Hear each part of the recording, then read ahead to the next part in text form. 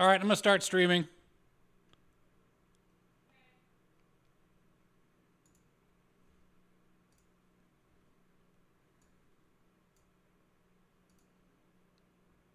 Oh, dang, it just started automatically. What? Okay. I didn't think I was going to be live. What is going on? What is going on? Usually it lets me start it on my own. Whatever. All right, show must go on. I was clicking the button to make sure that software was streaming to YouTube. And yeah, friggin' YouTube just started the stream. Okay. I'll work with it. How's everybody doing? A little bit of confusion, a little bit of sweat, a little bit of panic. That reminds me of our market. There we go. I'm trying my segues out. Okay, just making sure my view's right. Yeah, big tech. I want to start out with a few light subjects before we get into our big one for the night. Boy, is big tech in a mess. And I think this might be the time where, let me just set this so I can see the chat. We're finally hitting the point where white collar people are going to be getting absolutely pounded. Now, I see a lot of cope on Reddit. Of course, that's where you see the big cope. Here's the big cope. Despite big layoffs, tech workers are still in demand. Yeah, I'm sure. There's a lot of asterisks involved with that. Like, first off, what type of tech worker? Because the guy who runs the server farm is still in demand. The servers are still running. But the guy who's doing development, maybe not so much in demand. Maybe we're not doing new stuff for a little bit, especially at Meta, who kind of screwed up their new stuff.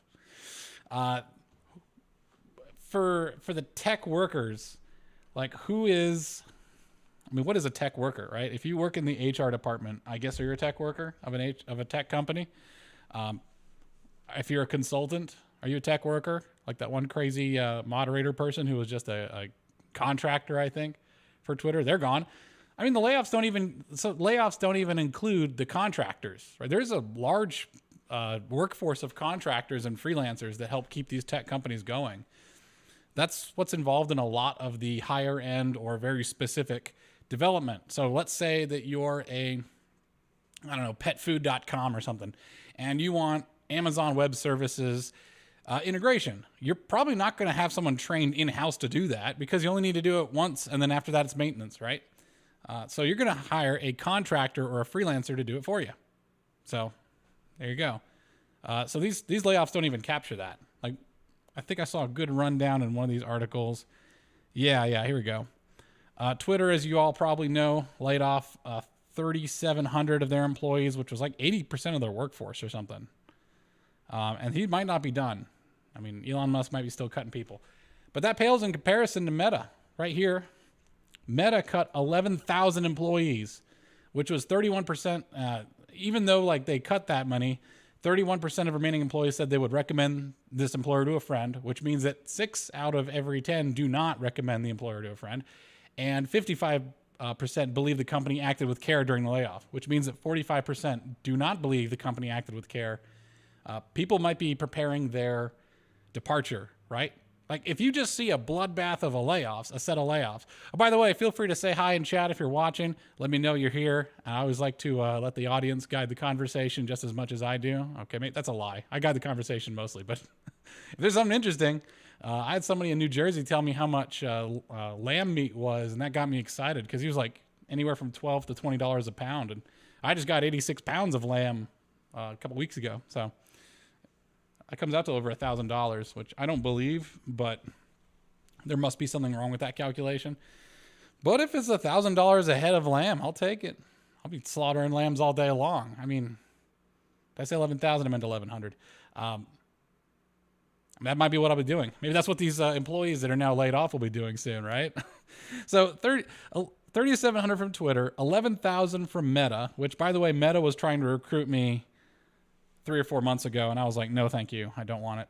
20% of Snap was laid off. That's 1,000 people. Who else? I'm just going to look up the word employees. Yeah. Like Robinhood, which is the disgraced trading app that, stop people from buying more GameStop. We like the stocks. They stopped that party. That's a shame. It was a great uprising. I enjoyed it a lot. Actually, no, I'm just going to look up the word percent in here. So 23%, so 9% of staff cut at Robinhood, and then 23% coming in August. Is this out of date? No, okay, they mean next August. All right. This is written in November.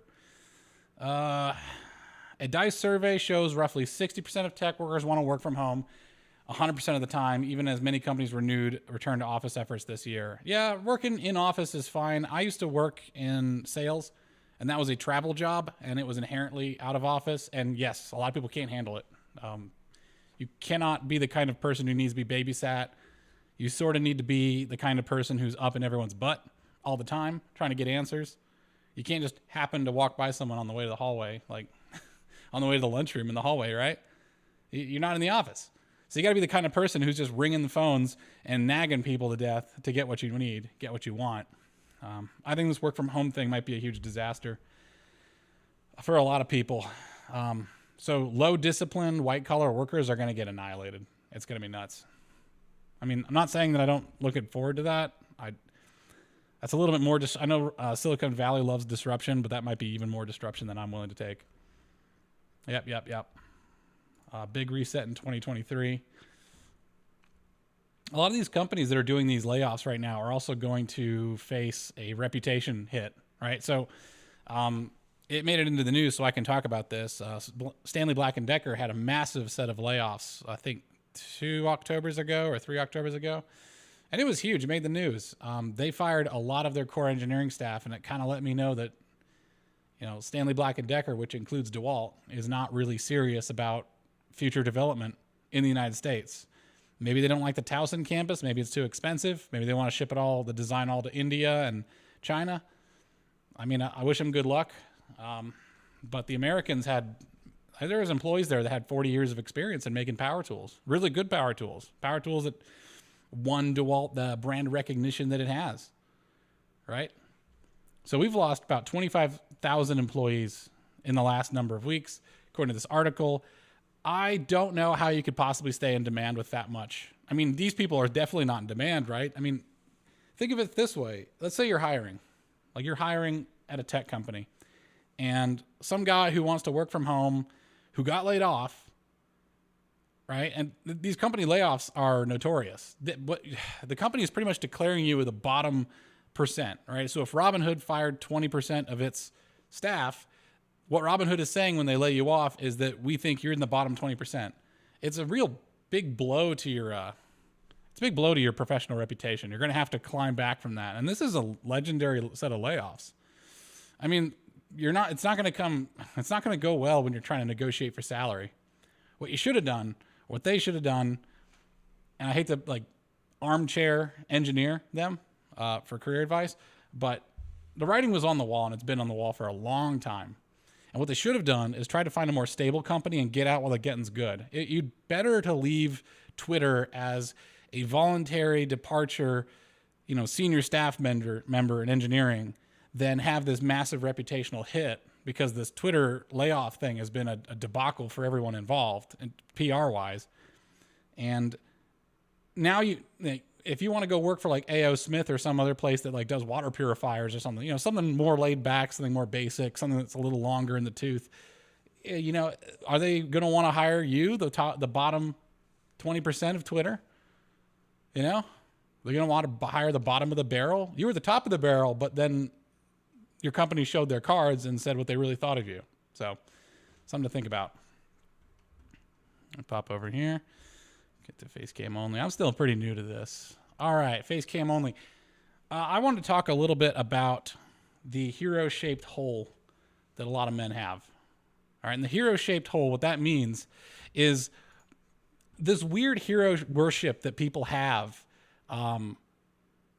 in terms of these weird grifters that you get, right? These weird grifters that you have on the internet, Liver King, Jack Murphy, all these guys who are trying to sell something. They're trying to sell, read the classics, take these supplements, do my special workouts. All these gurus and grifters have all these answers.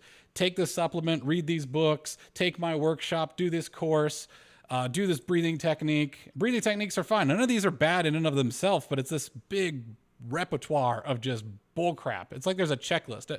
So there's a checklist to see if you're a psychopath, and you have to check off a certain number of things. They just have a big old smattering of a list. And if you've checked off 80% of them, you're like, boom, you're a psychopath. All right. I know it's more complicated than that, but there's got to be a list like this for this online grifting stuff that, like, boom, you're getting grifted. All right. If there's a subscription, if there's a workshop that costs a lot of money, if there's like lots of coaching, if there are supplements, if there is a lot of, be a real man, be a real this, all the sort of real this, real that is a bunch of crap. All right. By the way, if you're in chat, say hi, by the way. Anybody who's trying to say like, oh, you're real, you're legitimate, this is the only way to be this, is totally wrong. There's a million ways to be just about anything, right? If you look at a farmer in Indonesia versus a farmer in India versus a farmer in America, those are 3 different types of farmers. And I didn't even get into the localities. Like if you look at a rancher in Utah versus like a rancher in Florida, very different ranch, very different cows, very different everything. They're going to have different manners. They're going to have different income levels, right? These different farmhand people are going to, they're going to live different lifestyles. The guy in Florida with this rich soil and it's year-round sort of summertime and abundant fresh water is probably going to be, wearing a nice suit and going and getting steaks, really expensive steaks over at a Brazilian steakhouse. You go to a Utah cattle rancher and they might be, eating some kielbasa and cabbage. I don't know, something inexpensive, right? So when it comes to being a man, these guys have no idea what they're talking about because they're not your man. You're going to become your own guy. You have to become your own man. You have to lead. Do not follow these guys. They don't know what they're talking about. They're selling a business. They've gotten their way to some sort of success, usually through cheating, to be honest. And I wouldn't have said this before Liver King, but right now I'm going to say that most of this stuff is through cheating. They've cheated their way to get to some level of status, whether it's buying users on Twitter, which, by the way, a lot of them do. I know Jack Murphy did. I mean, the guy would have like 50 people watching his live streams, right? But he'd have like hundreds of thousands of followers on Twitter, and he'd have like absolute bottom level engagement on Twitter. I don't think people, the rumor was that he had this auto following thing where he would have an automated thing that would go out and follow people, and then some percent of them would follow him back, and that would boost his numbers up. What are you going to do, right? I think I had early in the Farm Engineer, I had videos getting more views than he was, and I had like nothing. I've plateaued around 1,700 followers or so. And that varies, right?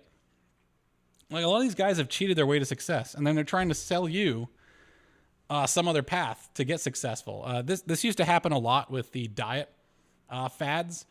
You would have what these diet fad salesmen would do is they'd go out and find a bunch of really attractive young people, and they would go and have them like hawk their supplements. And people are already fit and attractive. Like there's not any work that they had to do. They were already there. And all of a sudden, let me just retweet this thing real quick. All of a sudden they would say, oh, it was eating lots of liver that did it, even though they had been attractive their whole lives, right? Eating lots of liver did it. Join my liver eating program and you'll look just like me. And you know what? That person, that young attractive person would, there we go. That young attractive person would then go hawk some completely different lifestyle, later on. They do it next week. This whole thing is a bunch of bullshit. Nobody is telling you the truth. If they're not giving you quantifiable results, right? I'm not even the point where I'm doing it, right? So I'm not a guru. I'm a consultant. I'm just trying to save people time. I don't have all the answers, nor would I ever say that I do. Anybody who says that they have the answers, I know the way to do it. I'm going to use, the eight primordial facets or something like that. Dude, here's my primordial facets. Make enough money that you're comfortable, okay? Enjoy life. Find someone that you can love and spend time with who's going to help you grow. And do things that make you feel good in the long run, right? Do things that make you feel good in the long run. If you're doing stuff for short-term pleasure or only for long-term pleasure, it's going to suck, right? You're going to want to have a mix of both of that. But anyways, like life is not complicated. Everyone keeps making these complicated systems to have the secret, right? Everyone wants to have the secret. Here's the secret to a successful life. And There's no secret. It's just consistent hard work. But the thing is, you can't sell consistent hard work. It's not sexy. It's not cool. It doesn't look like He-Man. It doesn't look like Liver King. It doesn't look like all these other fitness dudes. It's not bench pressing or something like that. Dude, hard work and real success isn't sexy. Hard work and real success is waking up at 6 a.m. every day, rolling out of bed, doing your little bit of exercise, doing your stretches, getting a nice cup of coffee and a protein-rich breakfast, and then hitting work. Then you hit work, and then you go to work, and you keep going to work, and you keep getting a little bit better at it every day. For years, like 5 years. Like, these fitness people are selling like a 3-month program to get fit. Like, what the fuck? It's not a 3-month program. This is a whole life program. Now, if you're just going to teach someone how to live, right, and a daily routine, that sounds like a pamphlet. That sounds like a pamphlet. It's not a book. You don't need a book. I could give you a schedule of what you're going to do every day for 6 days a week. Sunday is the day of rest. I could give you a pamphlet of that just tells you what to do every day. You're going to go to work. You're going to wake up. You're going to go to work. You're going to go to sleep. You're going to eat breakfast. That sort of stuff. It's not complicated. It's not complicated. Anyone who tells you they have a secret is full of crap. There is no secret to success. It's just consistent hard work. Sorry, it kind of spoils it for you, but like, these guys are full of bullshit.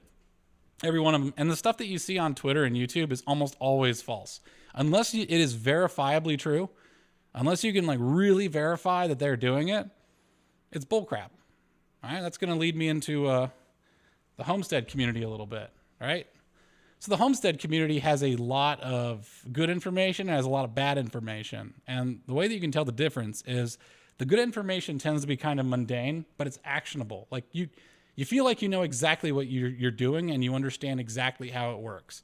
Now, the bullshit is when they're saying that there's some mysterious thing like, oh, plants crave this. Like, plants crave microbiomes. Like, what is a microbiome? Like, what microbes are in there helping you out? Spoiler alert, if you look around at other growing operations, there are hydroponic systems that have no microbiome. It's like sterile water with some minerals in it and some nutrients in it, and that allows the plants to grow. Plants don't really need that much to grow well. There's no supercharged secret, okay? These guys who think that you have to have some certain type of compost and have this special stringent way of doing permaculture, it's just Liver King for plants. They're selling you a secret. They're selling you bullshit. There are no secrets, man. So what you do, here's the real thing. If you can quantify it, then it's probably real. If you can quantify it, then it's probably real. I can quantify the amount of NKP, nitrogen, potassium, and phosphorus in my soil.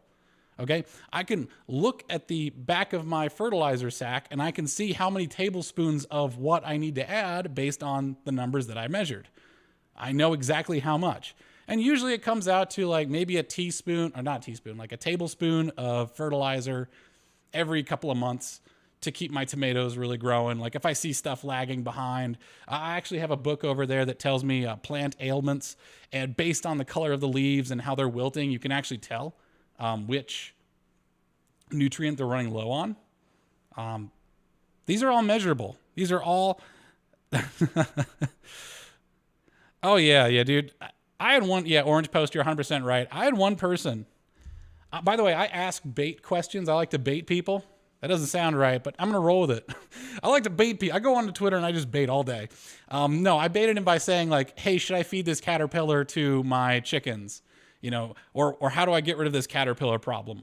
First off, one idiot said, just let your chickens take care of them. They'll eat them all. I was like, yeah, they'll also eat all my tomatoes. Like, what the hell's like? You've obviously never done this.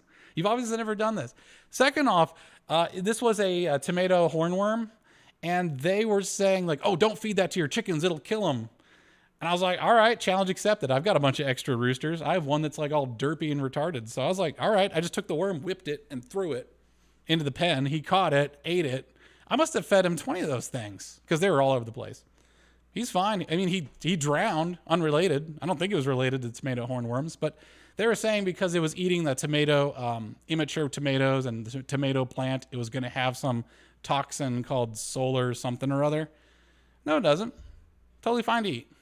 What the hell are you talking about? Like, test it yourself. What you end up getting is most of Homestead Twitter is mommy bloggers who don't live the life. They do not live the life. They don't know what the hell they're talking about. Let's take chicken tractors, for example. One of my tells is if you really like Joel Salatin, you're probably full of crap. Like you've never tried it before. Because if you actually look at it and just think about it for a second, chicken tractors make no effing sense. It would be better if you just opened the field to them and let them go. Like chickens have a range. They will go hundreds of yards from their coop. And also you don't want them going at range. A chicken tractor being mobile is inherently weaker to predators. The primary purpose of a chicken's shelter is to protect it. So you've already compromised the primary purpose of the shelter to get what benefit? What are chicken tractors doing? They're letting them graze in different places? Chickens don't graze, they forage. You know what you're better off doing? And this is actually quite smart. I should find a link to this. This fella, all he does is he takes mature compost and he opens the gate to allow the chickens to peruse the mature compost. Because mature compost is really rich in grubs, worms, all this other stuff. And because it's mature, it's not rotted. You don't want to have your chickens eating rotted food. That actually will kill them.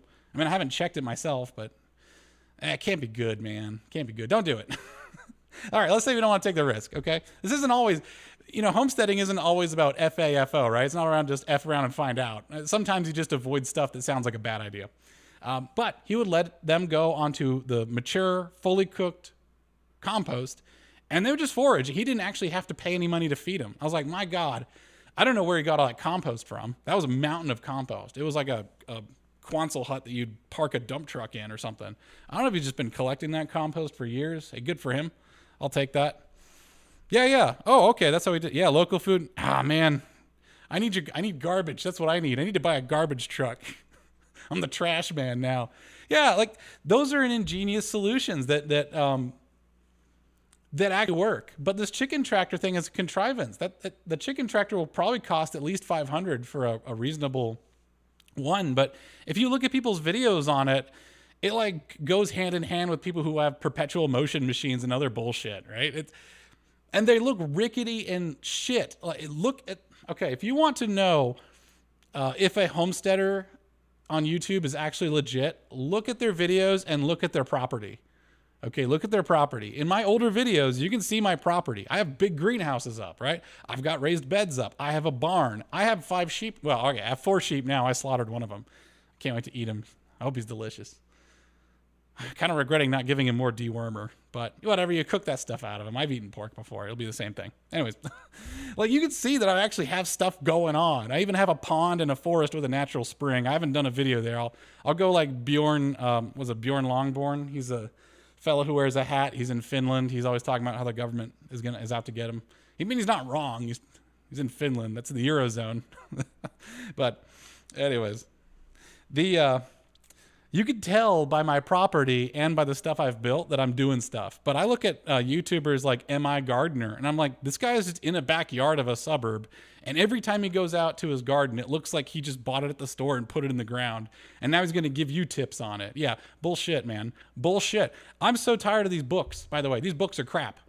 Me and my wife have gone over this book about butchering and slaughtering. You're so much better off just going to the Bearded Butchers channel on YouTube and just looking the video. There's so much stuff they leave out. There's so much stuff they get wrong. There's so much stuff that they think is going to work, but I don't even know if the people who wrote these books really do this themselves, to be honest. They didn't even say like what kind of knife you want to use. They're just like, put a slit here, and they just draw a line. I'm like, okay, how deep? How much pressure do I need to have? What should I expect to see? Right? Like the slaughtering is a finicky operation. It's weird. It's weird. You put a bullet in its head. And then it's, gets on the ground and sort of runs on its side. And then you got to wait till it's kind of done twitching, and then you slit its throat and bleed it out. That's awkward. Your brain is kind of like panicking. It's racing. I don't have time to be reading a book and trying to interpret it. I want to hear good advice. It should sound as concrete as like drill instructions for people going into combat. Like, in this situation, you do this. I want specifics. I want damn specifics. I want things I can practice. A lot of these people don't give you stuff that's actionable and you can practice. I'm really skeptical of people that read a lot of books because I can tell they're not doing a lot in life. If you're reading more than a couple books a year, like 4 or 5 heavy books, like how do you have time to do anything else? If you have a full-time job, you've got a family, you've got responsibilities, and you have this homestead you're allegedly taking care of. right? Like I think Fit Farmer, he does a good job, I think. I mean, he's real. He's kind of goofy. Even him and his wife are fun. I like Dirt Patch Heaven a lot. She's great. Yeah, yeah. Well, exactly. Orange, they've done it a lot. Like, by the way, there's a big delay here. I'm on Starlink's like best effort plan because they couldn't get me like real Starlink. So I'm on like budget ass Starlink. I'm on back of the bus Starlink. I'm Rosa Parks in it right now. Yeah, for big game hunters and stuff, they actually know the best. I mean, if you want to know how to like slaughter a sheep or even a cow, maybe just go on a go on a hunting trip. Fucking call Braxton McCoy or something and finagle your way into an elk hunting trip. Volunteer to be the guy that like does the guts. Volunteer to be the guy that's like doing all the work. You are an intern. You have to be like an intern, right? I wonder if any of Joel Salatine's interns slaughter. I have to see what they do. I'm always suspicious of that guy because he writes a lot of books. About 45 seconds. I'm sorry to hear that. We'll have to deal with it. Thanks, man. Thanks, Orange. Tonight we were drinking some sort of purple boxed wine. Yeah, you need to just get out there and do stuff. Stop trying to do it perfectly. All right, so let's go on to how marketing has turned Americans' brains into mush. I was raised by an Asian dad. He did not take excuses. He just said, shut up and study, go to it, get to it, go to work, wake up, go to school, go to sports, for when I was doing sports, go to club, all that stuff. I was like a physics club, and we'd go to the Naval Academy. It was pretty awesome. Like push, go, go, go. He didn't tell me to read a lot of books. Like he told me to study so I can get good marks. That's the purpose. He doesn't read books. He's the smartest guy I know. He's you get out there and you do the work. You finagle. Instead of reading a bunch of books on how to do stuff, go start looking online for people around you that know how to do it. Because I tell you, the best thing I ever did was talk to my neighbors about how to do things here. My climate is really weird. I get a ton of rain, like 50 to 70 inches of rain, sometimes 8 inches in a single night. I get wind speeds about 60 miles per hour, or gusts about 60 miles per hour with wind speeds north of about 35 to 40 steady when it's really bad. The property I own adjoins 1,000-acre woods. Like literally, it's a massive, massive woods. So I have bear that show up. I put the lamb's remains out, like skull, guts, everything. Or actually, my wife did that. She's a vegetarian, but she still handles the guts, and nothing grosses her out. She could be like a crime scene cleanup lady. That's our fallback plan. Is me and her are gonna clean crime scenes, and I'm probably just gonna be prepping equipment while she's out there doing it. And this whole carcass, all this guts, all this offal, all this like remnants, even the skull, there isn't a trace of it left. I don't know what animal took it. I'm not sure what animal can just pick up an entire sheep's head and then march it off. I suppose coyotes could do it. I know that deer usually go on that trail, and I did see a lot of crows and ravens, but they were only there for like 2 days. So unless they can bone and all. Like bone and all. What the heck happened, right? So I need to put a trail camera up, but that's like another thing you got to worry about. And that's an individual, unique problem to my property. No one else is going to have all these things. No one else is going to have huge rainfalls that wash away soil and soil nutrients. No one else is going to have massive winds that destroy my greenhouses and cause structural damage to my barn. Other people aren't going to have these combination of problems. But you know who does have those problems? It's my neighbors. My neighbors have those problems, and they'll just tell me what to do. Like they even told me like which breeds of sheep to get. They told me what grows well here and what doesn't. They told me where I can get a $5 soil test. It's outstanding, right? So I can go and get soil tested.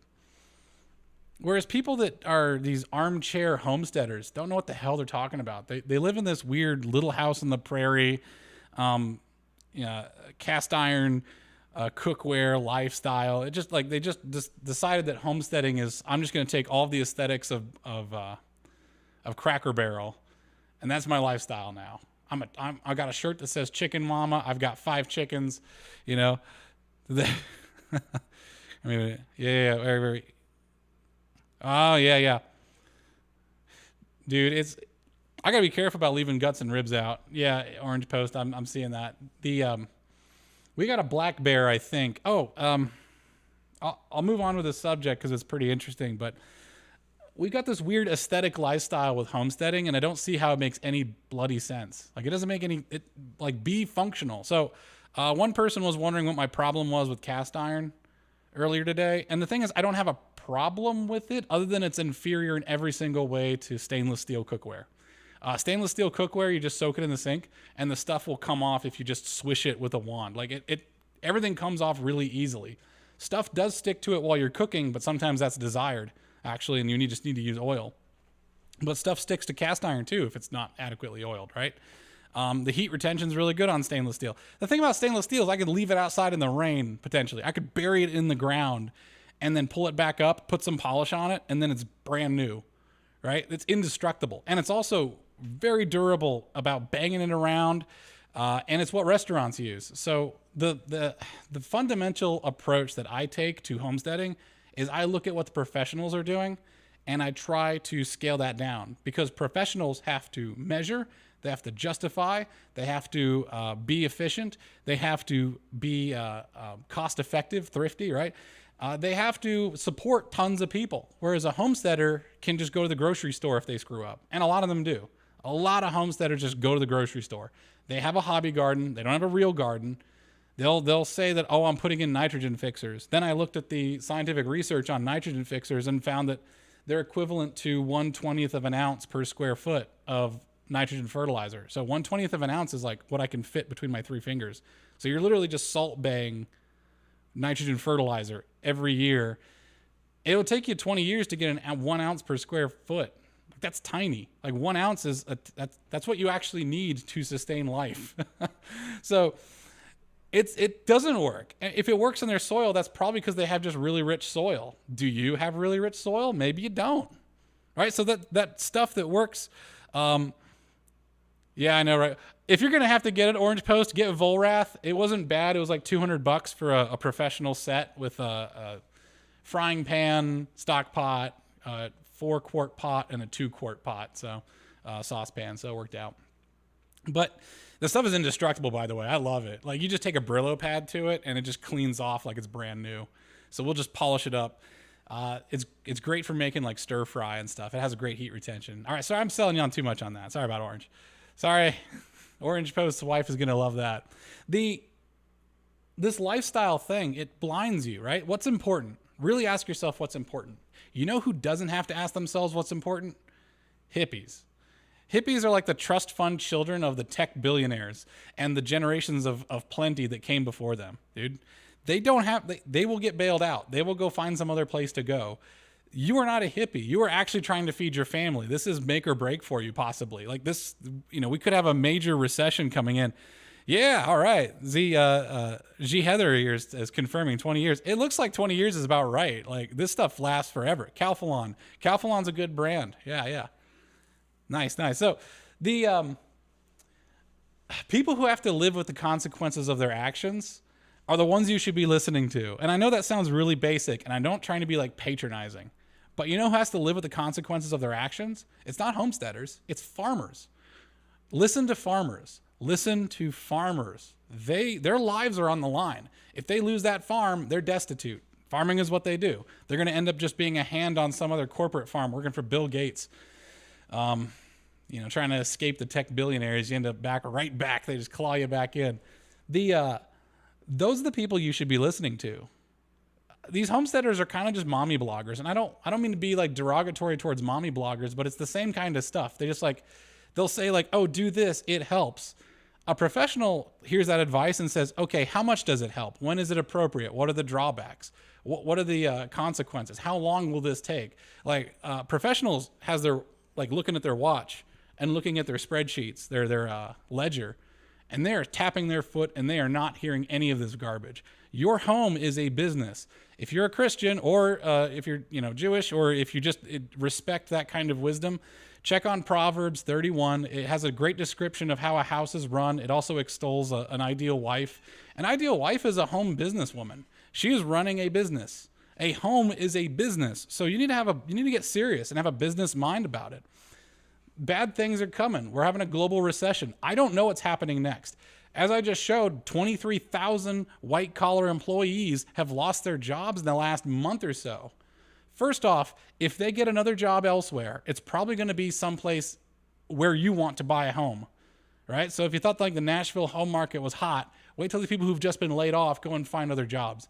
Luckily, Nashville is like a bloated, like really cluster F of a city to get around. So I'm hoping it kind of just chokes on its own success and doesn't grow much bigger.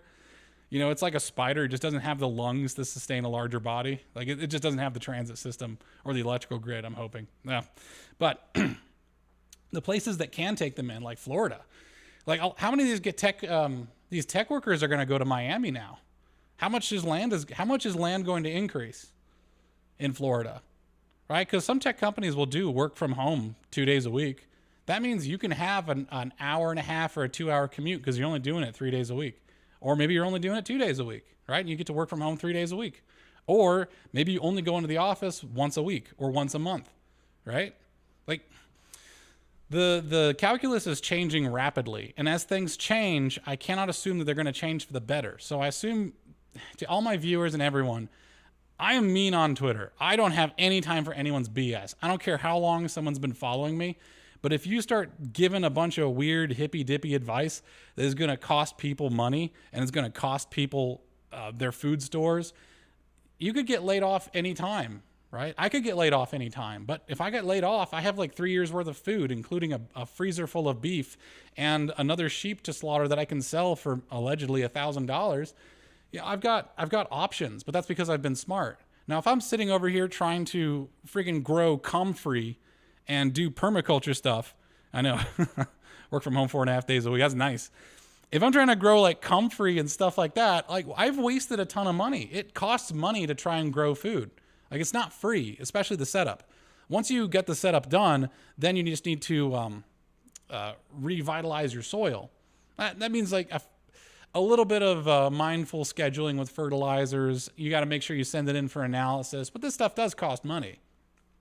Like my meat was basically free, but because there's grass to meat converters, those sheep. But when it comes to actually growing stuff, you got to be careful because if you screw up, all that crop is gone and then you're out. And then you got to go out and buy a bunch. And then you're, back to square one. First thing I would tell you guys to do if you want to be prepared for hard times is go out and buy a bunch of, and I'm going to pull this up actually. Pull this up. There we go. And I'm going to share my screen now. Face screen. Okay. Yeah. These are pet food containers, but they work for human food too. They're airtight. If you get any airtight container, that'll work. I wouldn't suggest stacking these. They get pretty heavy, but you could stick like 40. This one is a 40-pound container. You probably put about 60 pounds worth of flour in there. I've got one of flour, all-purpose flour, bread flour. I have jasmine rice. I've got, I almost called it Benghazi rice. That's not what it's called. Basmati. I've got Benghazi rice. Hillary screwed that one up. I've got a bunch of different like staples. I have pinto beans and black beans. I've got a few other things in these containers. And what you do is you open this thing up and you get yourself some Velcro and you put on the inside top of the container, and other side of the Velcro goes to a little pouch. A little pouch goes with an oxygen absorber and a desiccant to absorb moisture. That way you don't get like this thing turning moldy or something like that. You can go in there with a air humidity sensor, which it's cost like $20 on Amazon. It's and you can go in there and see how humid it is in there. You can do little inspections before, once in a while. Like if you use this thing every other day, then you can do an inspection once a week. What's funny is those humidity sensors are literally just one tiny chip and then the circuitry to support the tiny chip. Like the tiny chip does all the sensing. It's just one tiny chip that does it. Everything else is like to drive the graphics display or to manage the battery or to interface with the buttons. None of the rest of it. So that's why I love working in the tech sector. There we go. That's why I like working in the tech sector, because I get to know all these little secrets of how things actually work. And things are way simpler than you think. I'm going to go take a step back and talk about my neighbors. All right. And speaking of keeping things simple, my neighbors are simple people, and that's to their credit. Oh gosh, I still left that on. I thought I changed that. Yeah, face. Oh, I'm sorry. It's behind. Okay. I forgot about the delay. My neighbors are a simple people, salt of the earth, and they are badasses. I don't remember the character from The Walking Dead that had the crossbow, but apparently one of my neighbors is one of those guys. So I mentioned that bear the other day, right? I mentioned I've got that bear problem. Well, this crazy son of a gun had put a trail cam on in my forest, right? Which I'm thankful for. I'm glad someone's keeping an eye on that forest, because I sure as heck am not. And he asks if it's okay to go hunt this bear. So for Z Heather, sealing it with the vacuum sealer is good if you're doing like a really long-term storage. If you're like using it throughout the year, then I think you can have it open. But I should get back to you on that, because I don't know how long. Like, there's a certain time boundary, right? Is it from month 0 to month 12 in storage is okay? Or is it month 0 to month 24? And then you got to switch to like vacuum posted Mylar bags, right? I vacuum seal most everything. I would have to see. So it's a good point you make. There's a certain lifespan to what you can store. And if you want to store stuff indefinitely, you definitely have to go with something that's vacuum sealed and something that's not going to allow like light in, certain types of light that will degrade it. But yeah, good point. Thank you. Anyways, my neighbor here volunteers to go and hunt, go ahead and volunteers to hunt this bear down with a crossbow. And I got to go follow up with him on that. So if it's on my property, I should try to see if I can get the skin, have a rug or something. I have the lamb skin that I slaughtered. The skin of that lamb sitting in my freezer right now. I have no idea what to do with it. Yes, it's John the herbalist. 100% agree. Simple is good. Everything that's built solid. You know, when people say, "Oh, these tools back in the day, everything used to be built solid," it was built simple. You could take it apart. Cars used to be really simple. People could just work on them. Power tools, same way. Like, I can't blame it.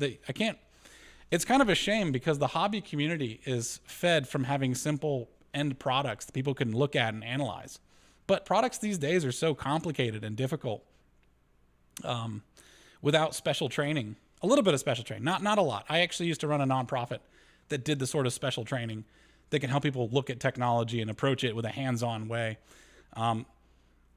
It's too complicated for people to really get into it. It's just magic to them. And the problem with magic is you take it for granted. And that's exactly what we do now. We take technology for granted.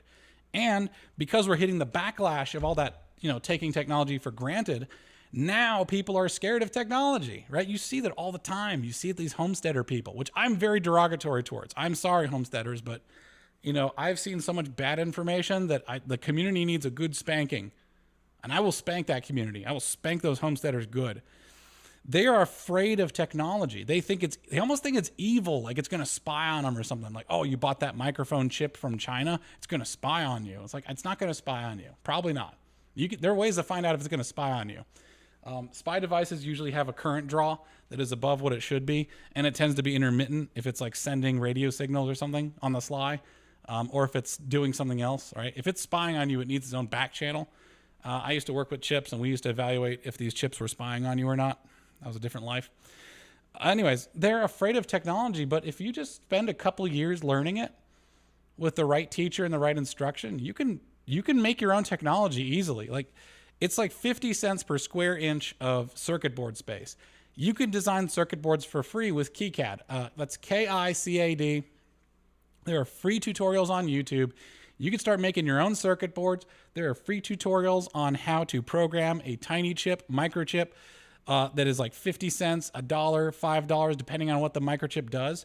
And you can automate your entire farm, which was my original intention. I originally intended to automate my homestead. But the thing is, and I noticed that Orange Post, you mentioned this, first in, first out. That principle is incongruent with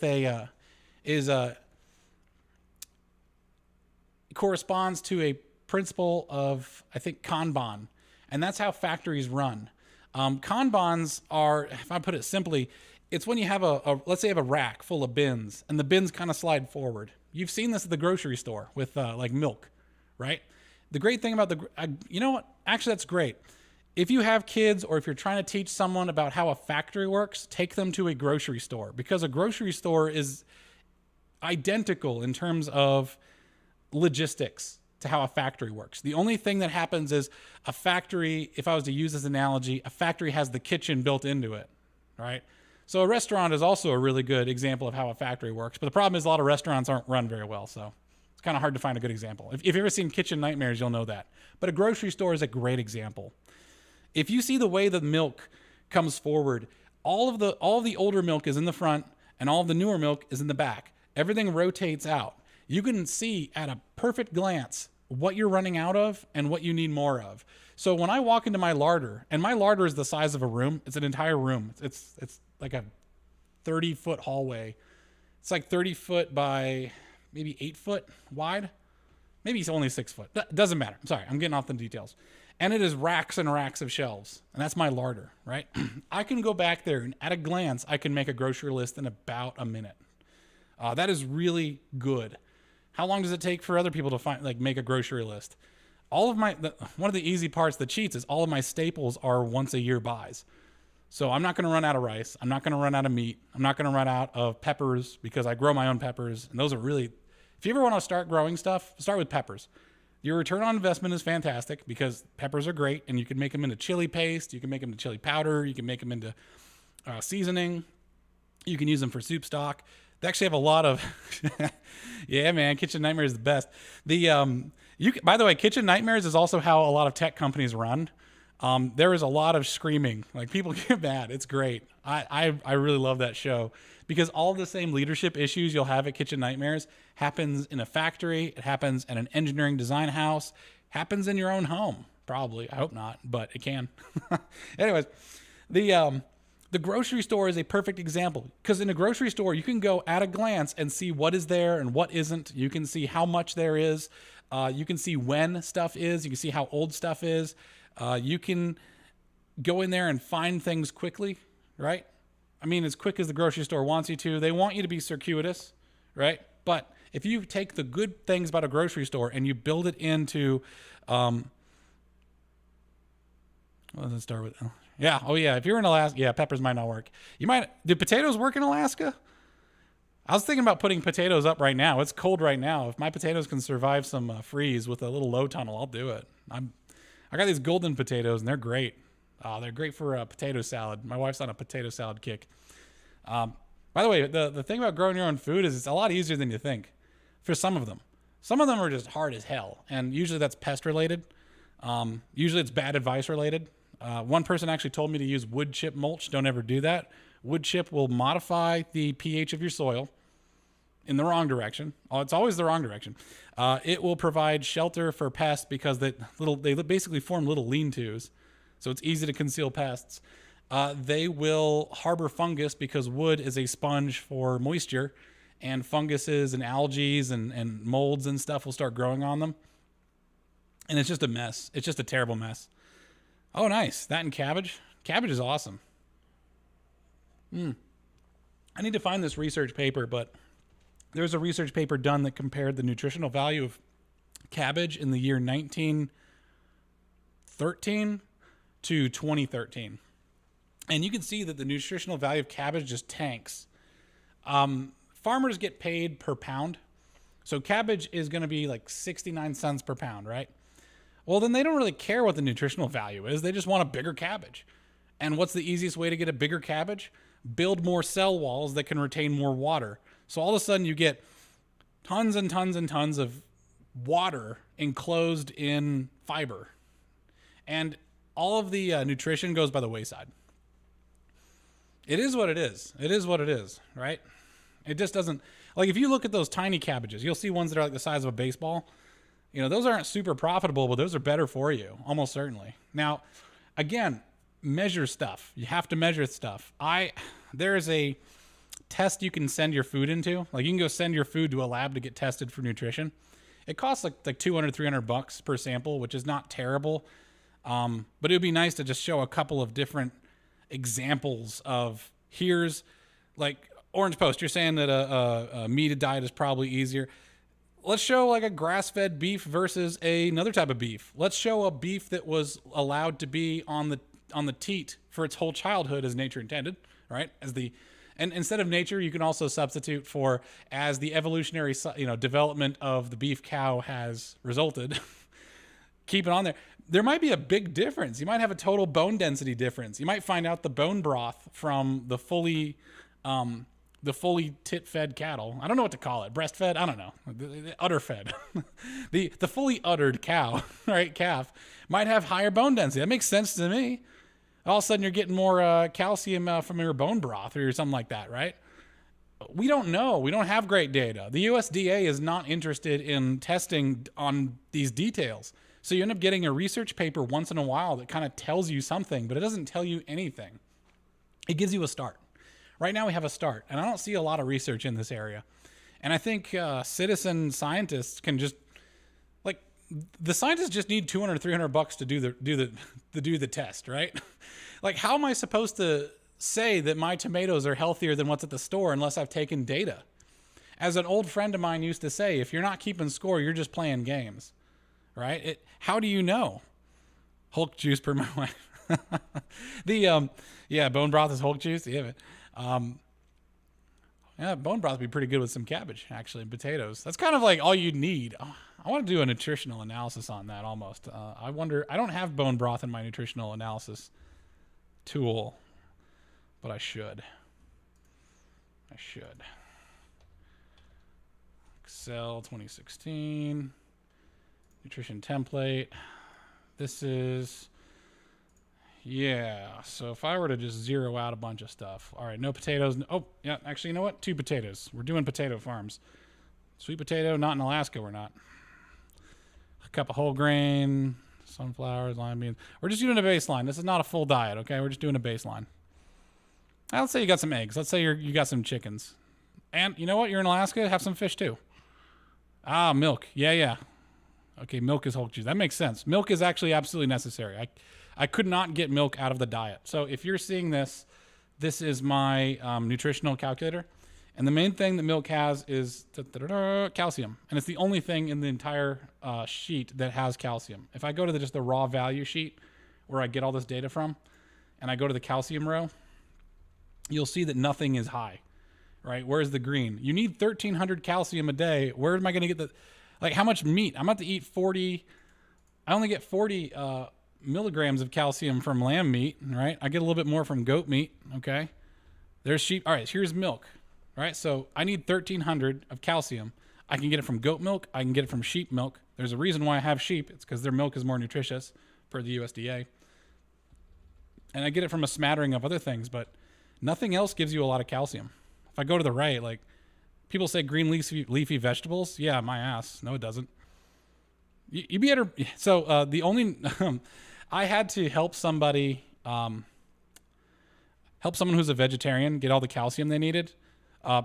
Poppy seeds was actually the main reasonable thing to get calcium from, actually. So who knew? Luckily, poppy seeds are pretty easy to grow. It's just a flower. You sort of empty it out there. Canned salmon hooligan. I don't know what hooligan is. Is that a joke? Am I missing something? But salmon, calcium. Well, you know what? All right, here's another weakness of the data we have, right? Remember, data, bad data in, garbage out. That's how algorithms work, and that's how math works. So if the USDA is not giving me the granularity I need, right? I'm guarantee you if I ate the fish's bones, like if I was like my dad is Indonesian, so he just goes beast mode on fish. He'll just bite the head like he's eating a candy bar. He's a madman.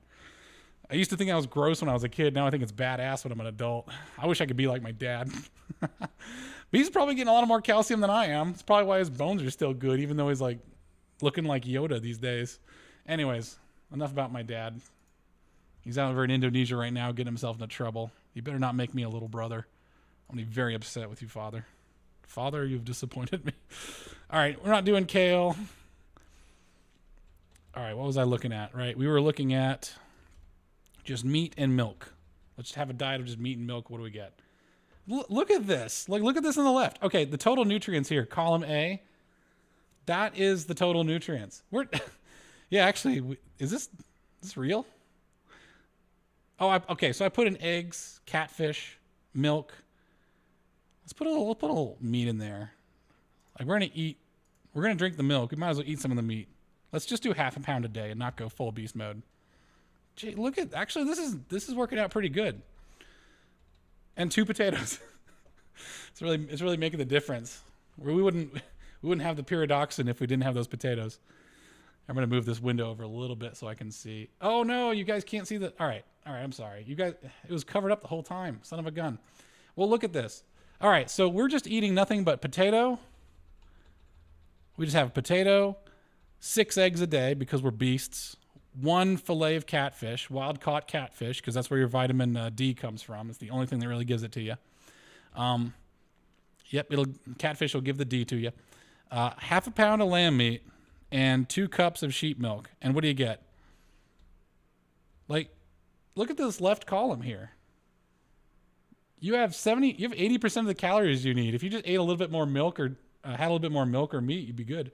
You get a lot of fat, but this is good fat, okay? Fat's good for you, and especially animal fats. This is not like processed oils or something.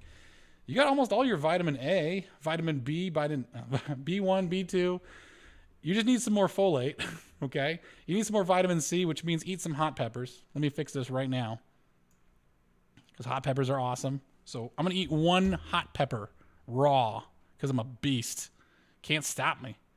All right, I got my 1 hot pepper. All right, so now my vitamin C is now 200% of where it needs to be. I'm just peeing that out. Vitamin E and vitamin K. Vitamin E and vitamin K are easy to get. Vitamin E, you get it from peanuts or sunflower seeds, those types of seeds.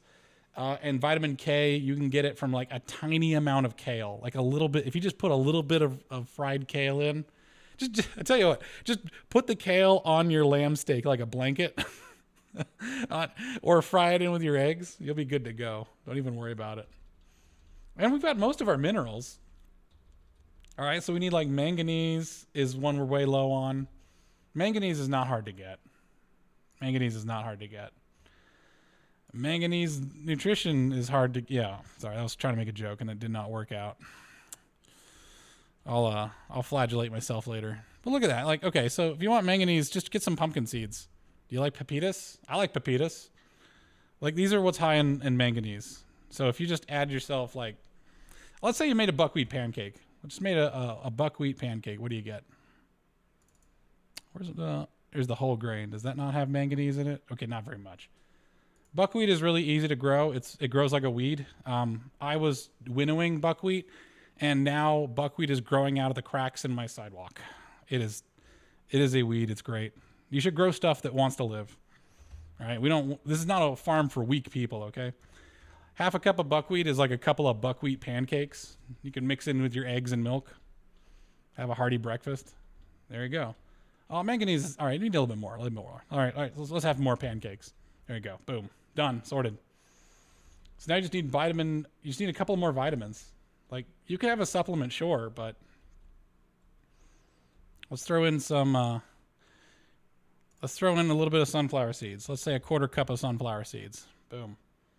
Vitamin E is a little bit better. Pumpkin seeds is my killer. That's my go-to if I want to fix all that. Boom. Yeah. Yeah, pumpkin seeds make everything go green. There we go. All right, so we're only missing vitamin E. Let's go and finish that up. Let's at least get 80% on everything and then we'll go. Like, we're even getting dietary fiber. Like, we'll be shitting pretty. No worries. I'm not worried. Don't be worried. What was I even looking for anymore? Vitamin E. I only need 15 milligrams of vitamin E. And yeah, I could, 1 cup of sunflower seeds is a lot. I'm not going to eat that. Are you going to eat that? I'm not going to eat that. Half a cup of peanuts is more reasonable and cheaper. Well, they're both pretty cheap. Does anything else have vitamin E in it? It's looking like a no. All right, well, we're stuck. Let's just throw some peanuts in there. Just throw half a cup of peanuts. Just sit and snack on them. Put them in your pocket. Have some trail mix. All right, how are we doing vitamin E now? All right, 98%. We're doing great. Okay.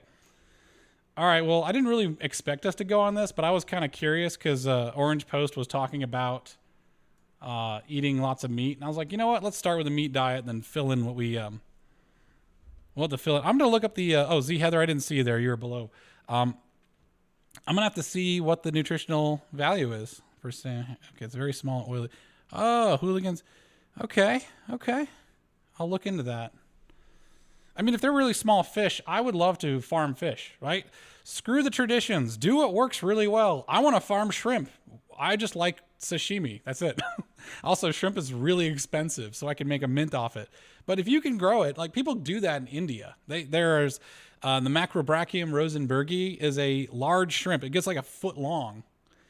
Obviously, that includes the claws. I'm cheating. I'm being kind of a dick. It's the biggest shrimp you'll ever see, though. It is huge. And they farm it in like these concrete tubs that they build and pour. And they're just doing it in India, dirty. Like shrimp are like the pigs of the sea. It's probably why that's not kosher to eat them, right? So if I can grow like hooligans or other small fish and eat those, I'd do that. Screw it. Why not? Like the thing is, don't listen to other people's wisdom because other people don't know what they're talking about. Try stuff out. Like be a badass and fail. Badasses fail a lot. So go out there and fail. Be brave, right? Don't try to do stuff perfectly. Don't read all the books. Don't read all the books. Don't listen to all the gurus. Don't try to have a perfect start. Don't even have the best start. Just have a start. Just get started. Do something. Try something. And the Marines call it a bias for action. It is a part of extreme ownership from Jocko Willink, I believe. You need to be getting stuff done. You need to be getting real data, and you don't believe anything that you read and don't rely on it. Don't rely on anything you read. I don't rely on this data. Like this data is very promising, but I haven't checked it myself. I don't know. I haven't sent in a cup of buckwheat flour, whole groat, to get tested. I have no idea if it's actually this nutritious. I could be totally wrong. I could be malnourishing my family and not know it, right?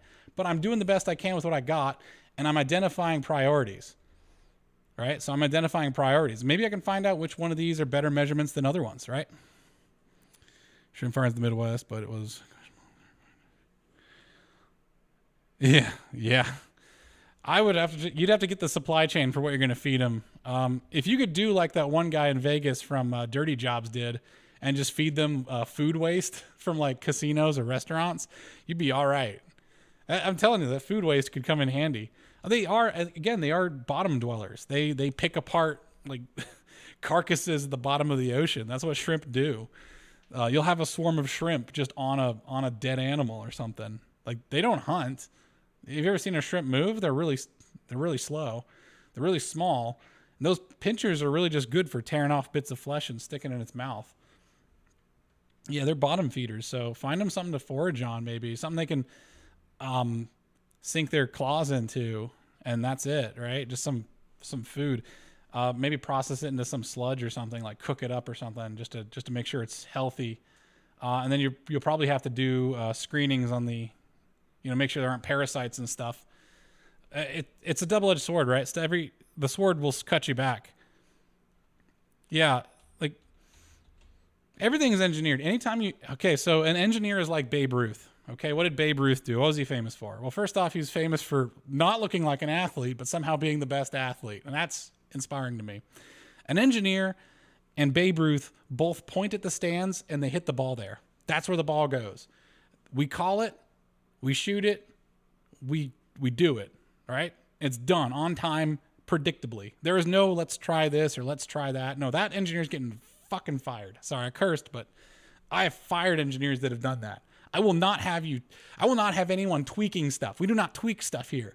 If you are off target, we need to calculate, figure out what went wrong, find out what the error contributor was, get back on target, and hit it every time. One mistake is like a cockroach. If there's one mistake, there's probably hundreds of mistakes. So you got to have that like neurotic lunatic. I actually had a bunch of my coworkers have nervous breakdowns because we're so neurotic. That's what it takes to like have a Fortune 50 power tool company, and you're working for them.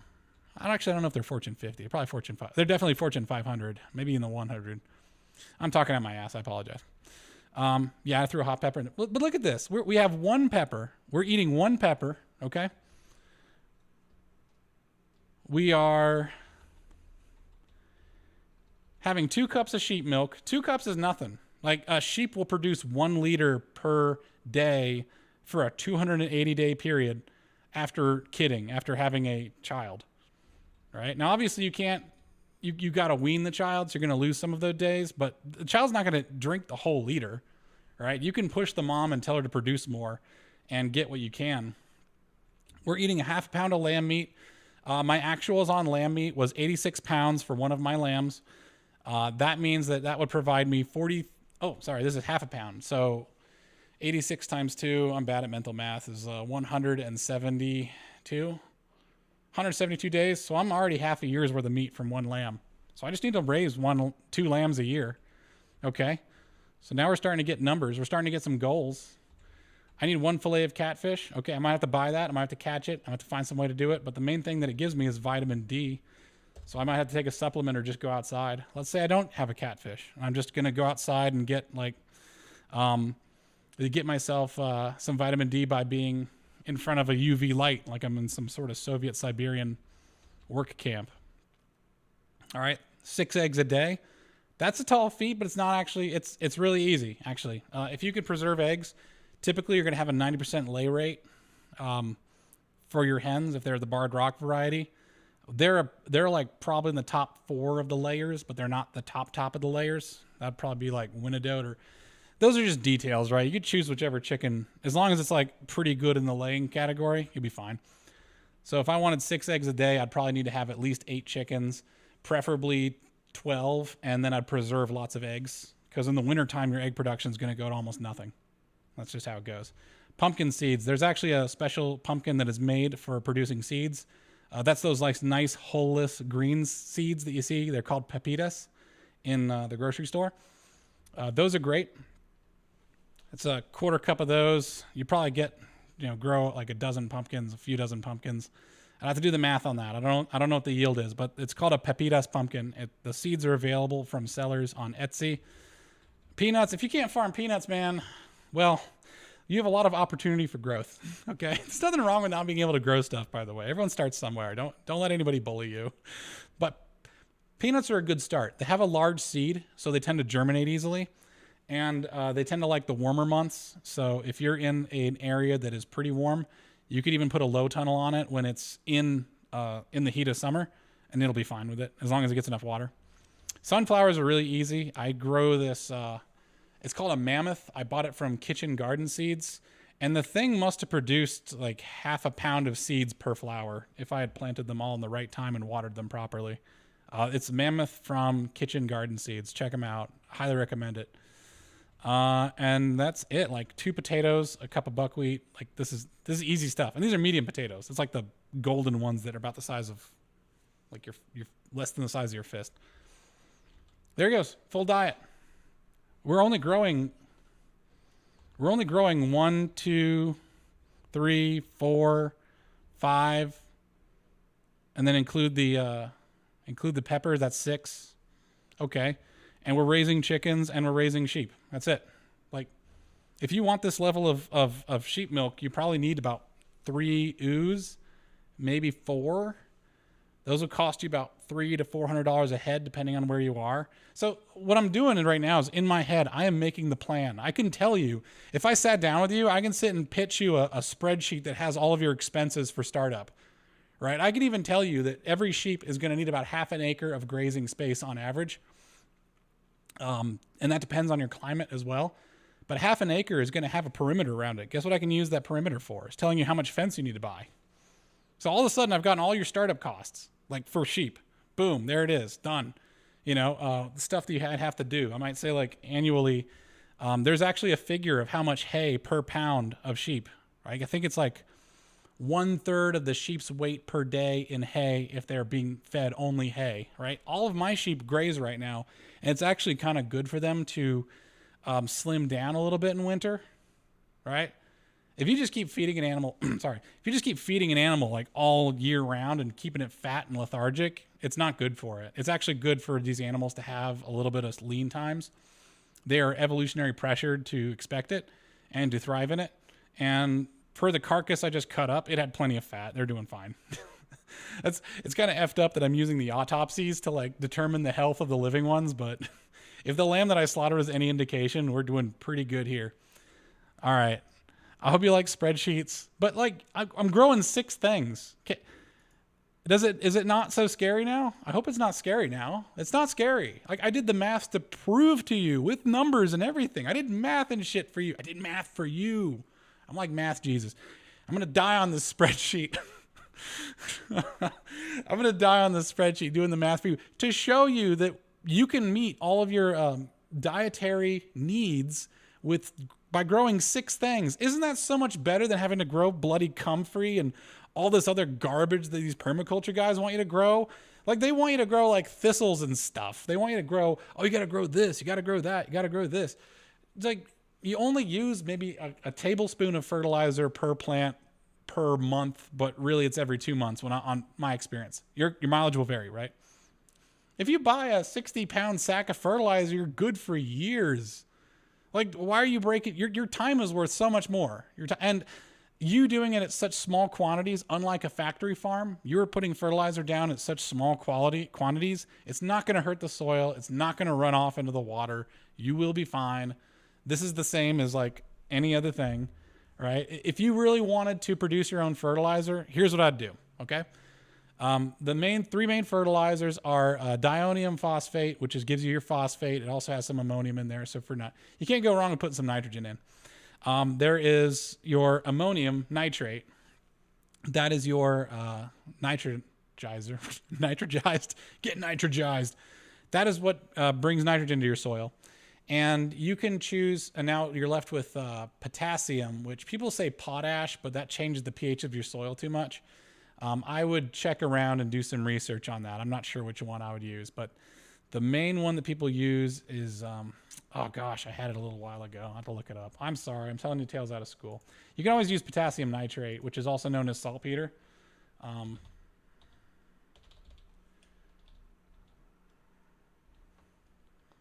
Yeah, you can use saltpeter, which is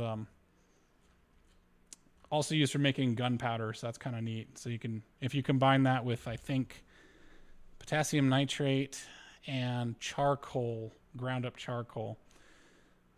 Let me look up. There's potassium chloride too, but if you don't want a nitrate, nitrates are unstable inherently, but if you store them properly, they won't explode. As long as you don't like belong to Hamas and the Israelis are out to get you, your ammonium nitrate's not going to blow up. Probably. I hope you're comfortable with probably. That's all I got for you. Let me see. Fertilizer. I had the page bookmarked here. I'm going to say most common fertilizers. There we go. It's going to bug me, and I think you deserve to know.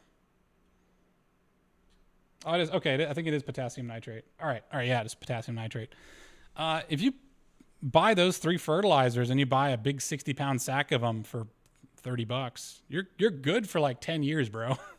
Like, you're not, if you're just trying to feed your own family, and you might not even need it. Now, if you want to get around, oh, I see your thing, Orange Post. Bone broth from sheep readily? I don't see why not, but I'll let you know. I mean, I've never done it before. I'll tell you what, hold on for 1 second. I'll be right back.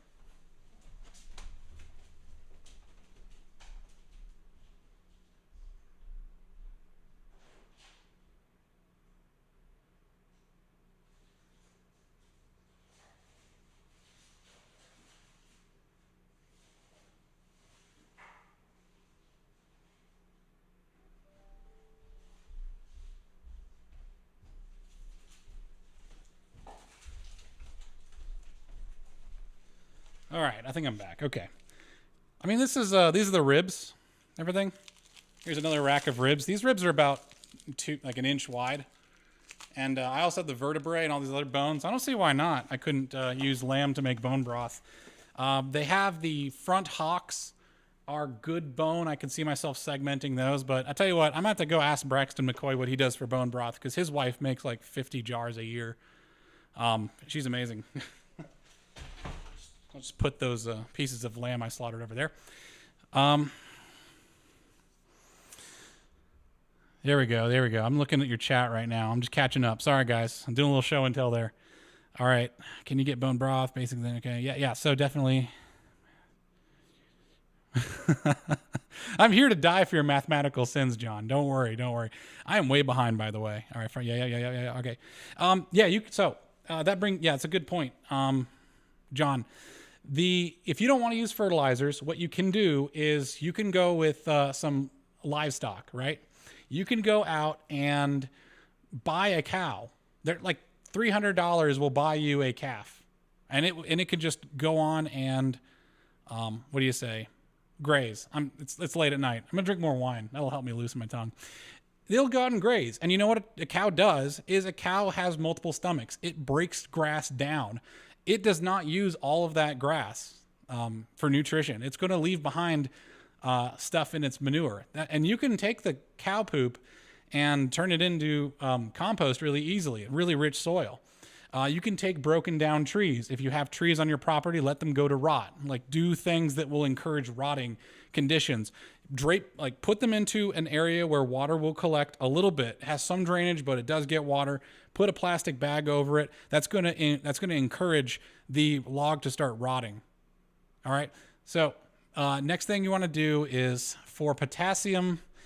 I've been procrastinating to call this guy, but I have a Chinese PhD friend who's offered to show me how to make fertilizers. But you can totally do it. Potassium nitrate in chicken poop. I'm not sure. You can always pH adjust, and it's easy to pH adjust. If it's getting too basic, then you can always add some vinegar or some other acid. If it's getting too acidic, there are bases you can add. I'll have to find what the safe ones are. Like, obviously, watered down bleach would do it, but I think it would. There might be some knock-on effects from that. You might be roasting some roots with that. But then again, like when it comes to prepping soil, it's really hard to do that when the plant is in there. It's better to let things sort of work their way out. Yeah, I think Orange Post is probably right. It takes time. I can't speak to that. I'm not an expert on that stuff because I'm trying to get stuff done in the short term and then just buy stuff for me to store. But yeah, and definitely there's got to be something. I could look into that, but that might be like a year 2, year 3, year 4 thing. Chicken poop is harder to gather than you might think. Like 90% of chicken poop is under the roost, but they spread the rest of it everywhere else, right? So you can harvest like a good amount of it, but it's still like arduous work. Now, what I have in my chicken coops is I am thinking towards this, like thinking forward to this. I have trays as the floors. Like the floors are drawers and the drawers are wire mesh. So all the poop just falls through the floors. And that's how I do it. Yeah, okay. Heather and Orange Poster agreeing on that. You got to be careful with manure, right? You have to compost it. By the way, second off is that if, depending on what you're growing, you could be introducing E. coli to your food if you put raw manure on it. I got roasted on Twitter by the permaculture bros, because I said don't use raw manure. The USDA has warnings against it. I looked into it. E. coli can live on a surface for in the soil for like 90 days. And it will move from place to place. Like E. coli doesn't have legs, but caterpillars and slugs do. And they will grab this stuff and they will take it up. So as they're eating on some of your plants, they'll be spreading it as well. And yeah, you can wash the fruits and vegetables off, but are you going to get every single nook and cranny? Like, why introduce the possibility? And the composting process makes the nutrients more accessible and allows the sort of bad stuff. I'm being vague because I don't know. I'm vague out of ignorance, but I'll admit it. It lets the bad stuff kind of bake off, right? So if you have stuff that's molds, pathogens of any sorts, those will bake off because mulch gets very hot. Manure gets very warm in the compost. Second off, you're going to allow for the soil to become more neutral in pH. And you can go and there's nothing that says you can't go soil test compost and then remediate while it's there and then let the remediation sit. Because a lot of times when you change the pH of soil, it might swing too far and kill whatever plant. And people usually recommend that you have to let it sit for like a month before you retest again because you have to let the soil acclimate. You have to let stuff spread out. You have to let things neutralize. There's a diffusion rate to pH adjustments. So yeah, I would say get a nice compost, a nice known good Like work on it like it's a tool in your tool belt, right? Like you wouldn't go and take an axe out before it's sharpened while it's like half made. So this compost is a thing that you're making. So make sure it's exactly the way you want it to be before you go out and use it. Don't go too soon. Yeah, this is going to be a long thing in the making. The reason I say cow manure and not chicken manure or any other kind of manure is that cow manure just is easier to gather. But if you use the drawer method like I'm working on, it could be easier. It could be okay. But I don't know if I could be able to get the quantities that I want, right? Because now I only have so many chickens. If I start raising chickens for manure, it could take off a long time.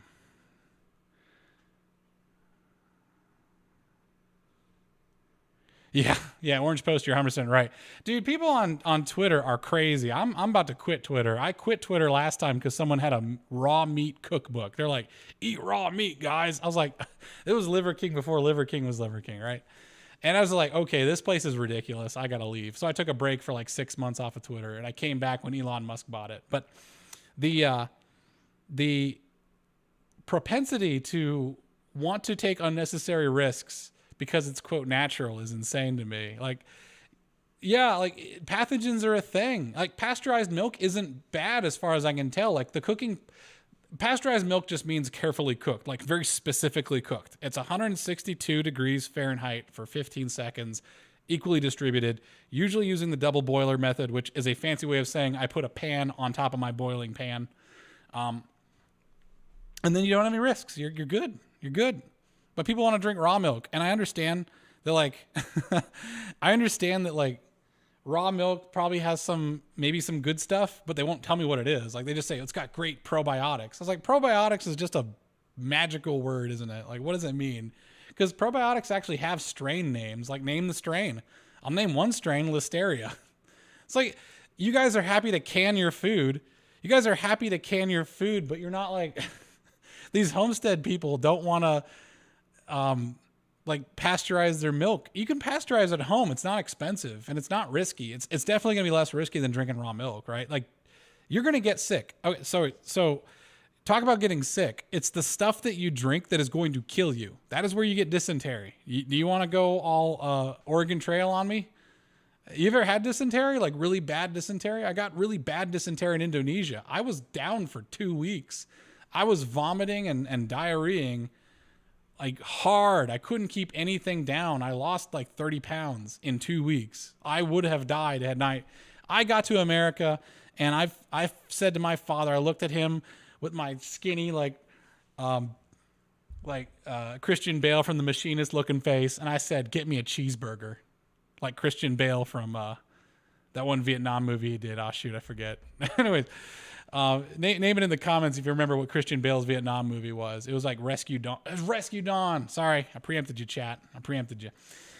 Yeah. Give me a cheeseburger, man. And it was the best damn cheeseburger I ever had. I actually kept it down too. So yeah, don't screw around with pathogens. People who like to play around with like, oh, this is nice raw water, and this is from the spring, all so fresh, and this is raw milk. Oh, it's just the way nature intended. Those people have never had life-threatening dysentery before. You will never want to do that again. You will be a germaphobe. The fastest way to become a complete germaphobe is to get horrifically sick. What do you got, John? I have a scrape of so much chicken. Might as well put it somewhere. Yeah, John. All right, so I'm going to do a video at some point. I've been promising it for like a year now of my chicken coop build. I put probably my best engineering into my chicken coops. They're on stilts, 2 feet off the ground. Their floors are on drawer pulls for easy cleaning. So you just pull the drawer out, upend it, hose it off, put it back in.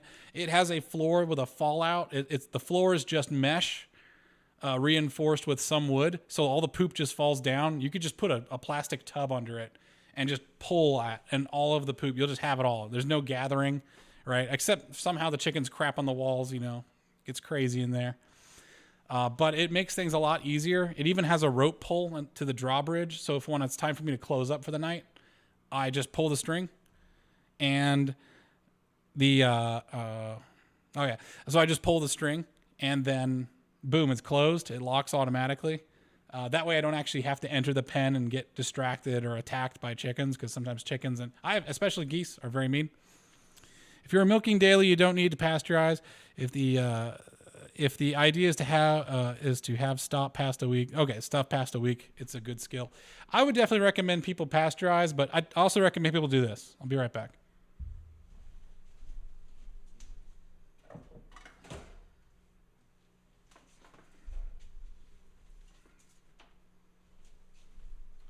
I also recommend people do this. They get themselves a microscope. Yeah, send it off to the lab, right? Like, what can it hurt? It might cost a little bit of money. I bought this microscope for $50 off of Craigslist. It's really good. It's like 2000 zoom.